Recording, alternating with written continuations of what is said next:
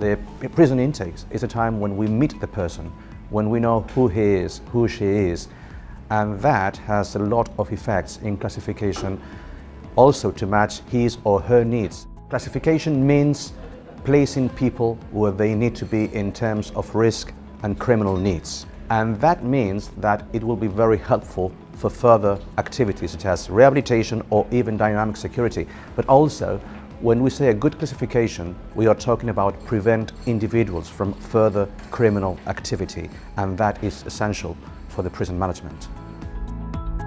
If you don't have a real good intake assessment, then you never break the circle of crime.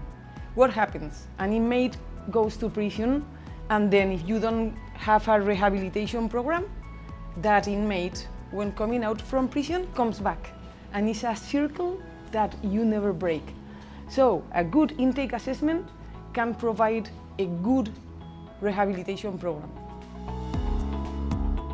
If you have a proper intake procedure, an efficient procedure for intake and assessments, you are able to better help that inmate through incarceration.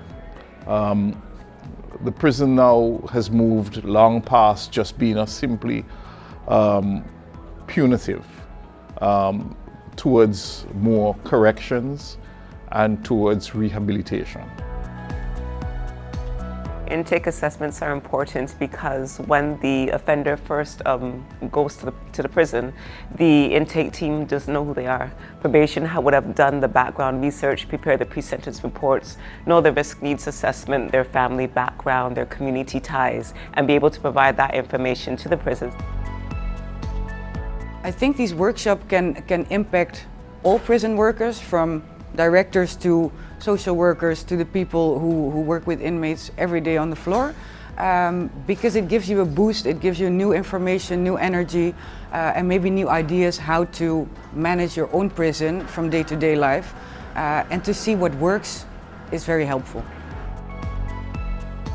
So I think it's an excellent initiative because it has brought most of the regional countries together. We'll be able to adopt best practices, I believe, and what works in implementing standard operating procedures for everybody across the board. What I've learned here today, it can be implemented to ease the stress on the inmates and to better have them associated in the prison. There are several tools that we have learned from this workshop, and so many that I can take away. I think everyone who has participated in this workshop has something to take back to their country. Sharing the ideas and hearing of the best practices in other countries help us not only to improve what we have, but to introduce new things. So for me, one thing was impactful was how to use the technology to collect more effective and efficient data. So SOPs will be handy because right now we tend to work in silos, prison and probation across the region. So if we have a standard operating procedure, then across the region we would be able to standardize the processes of intake. And then across the region everybody will be doing the same thing, getting the same information and making sure that everybody is safe and their needs are being met.